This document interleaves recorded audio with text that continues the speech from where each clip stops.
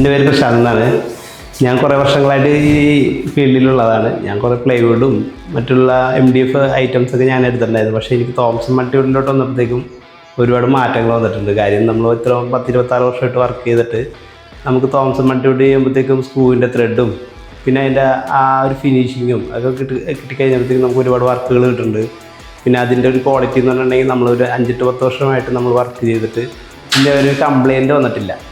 അതുകൊണ്ട് നമുക്ക് എന്താണെന്ന് വെച്ചിട്ടുണ്ടെങ്കിൽ ഒരുപാട് വർക്ക് കിട്ടുന്നുണ്ട്. അതിൻ്റെ ഫിനിഷിംഗ് ആണെങ്കിൽ ഇപ്പോൾ WPCയുടെയും തോംസണിൽ തന്നെ പെട്ട WPC ഒക്കെ വരുമ്പോഴത്തേക്കും മൈക്ക ഫിനിഷ് വരുന്നുണ്ട്.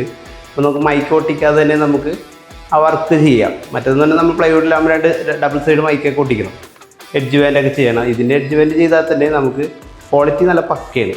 അല്ലെങ്കിൽ നമുക്ക് ഒരു 5-10 വർഷമായിട്ട് ഇനി കംപ്ലയിൻ്റ് ഇല്ലാത്ത ഒരുപാട് കസ്റ്റമേഴ്സ് ഉണ്ട്. നമ്മുടെ ക്ലയൻറ്റുകൾ കുറേ പേരുണ്ടല്ലോ, അവരോടൊക്കെ ഞങ്ങൾ പറയുന്നത് തോംസൻ്റെ മൾട്ടിവുഡ് തന്നെ എടുക്കാനാണ് പറയണം.